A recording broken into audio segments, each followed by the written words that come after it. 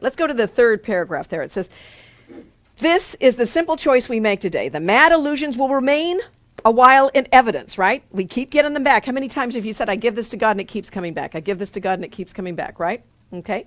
For those to look upon who choose to come and have not rejoiced to find that they were mistaken in their choice. That means we keep revisiting it until we realize I'm done with that. I want another way. I don't want to walk down this path anymore. I want another way. And you may have to do this 1,000 times a day, as the Course says, till doubting ceases. So you may have to replace the lie with the truth 1,000 times a day. So don't tell me I can't do it. Yeah, you can. You just have to do it a lot.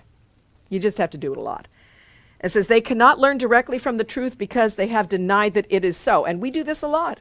And so they need a teacher who perceives their madness, but who still can look beyond illusion to the simple truth in them.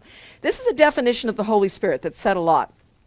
The point of the Holy Spirit is there to help you in your mind, in your madness, and your belief in the lie, and to help you get out of it. Because, as the Course says, you made this illusion, and you believe in it. And because you believe in it, you need somebody to help you. And that's what the Holy Spirit is in your mind. That's what, when we can step back, this thought of love is in your mind. That help that says, I know you think you know here, but my brother, what you think is not the truth. That's what he's gently whispering in your ear. My brother, what you think and what you see is really not the truth. It's your own perception. Now let me show you that everything really is an extension of love or a call for love. Let me show you that. And if you will let me, by stepping back from your attachment to the problems, I can show you what is the truth. Let's go to that fourth line. So here the fourth and fifth paragraphs are really how the world looks. It says, if truth demanded, they give up the world. That's all of us. If truth demanded that you give up all your illusions, the world as you have made it for yourself, it would appear to them as if they were asked to sacrifice something that's real. So if we said to you today, you got to give up this world, you know, you'd go, I can't give up this world. I don't know how to give up this world. You got to give up your body. Oh, you can't? I can't do that. That doesn't mean that it's not real. It's just, I just can't do it. I mean, you're telling me it's not real. That's ridiculous. I can't do something like that. I can't give up my money. I can't give up my insurance. I can't give up my car. I can't give up any of these things. It says, so if truth demanded that you do that, it would seem like you were asked to sacrifice something. The Course doesn't ask you to sacrifice anything. It says, many have chosen to renounce the world while still believing in its reality. And a lot of Course students do this, where they say, oh, the body isn't real. You shouldn't be focusing on your body. Oh, you shouldn't have to lock your door. You shouldn't have to, come on. Be real. As long as you abide in this world and you believe in this world, then the world is real to you. Okay? The fact that you just took a breath means the world is real to you.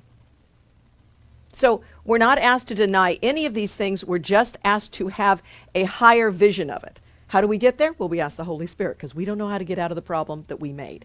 We need help out of that. And so it says, we're not going to ask you to give up something that appears as a sacrifice. Many have chosen to renounce the world while still believing in its reality, and they have suffered from a sense of loss and have not been released accordingly because you believe it's real and you cannot deny it, even though you think you're supposed to. That becomes a real conflict inside of us.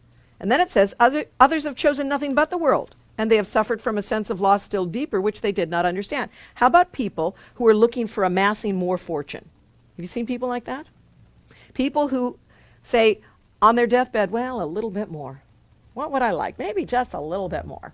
You know, I heard that was the famous quote of one of the Rockefellers one time, and they said, or I don't think he was on his deathbed, but, you know, towards the end of his life, what would you really like? Well, just a little bit more. Just a little bit more.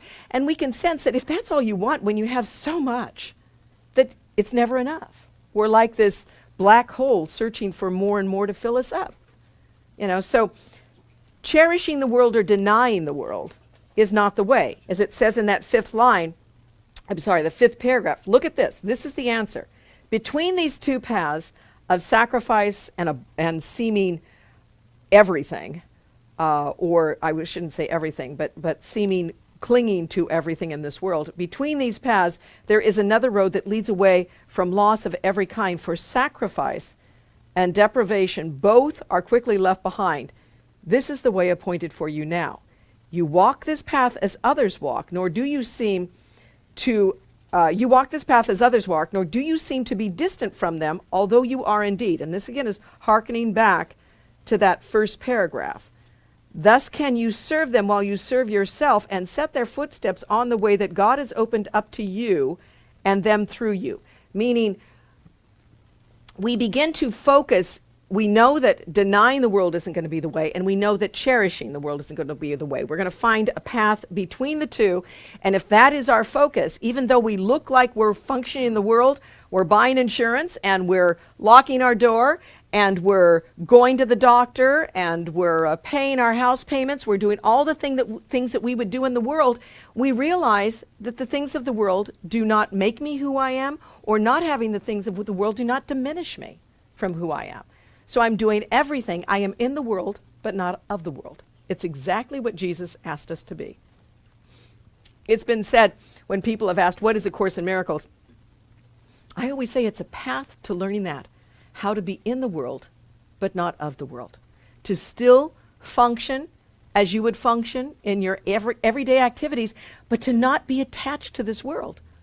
I remember a story that one of our listeners told one time. She says, I'm a teacher, and I wrote on my little calendar one day, one of my lessons, it said, I cannot go home without my brother.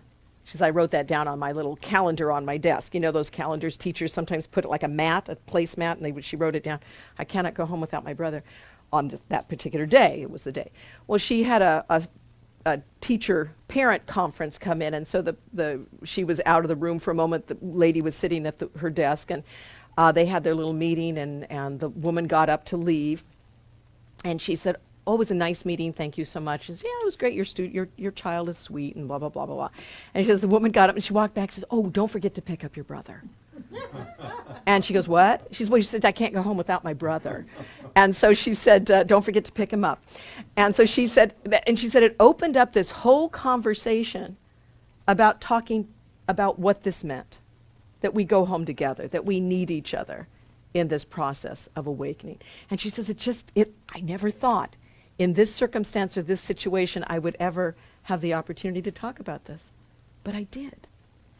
And it's because she was simply doing her job, but bringing in another truth to that.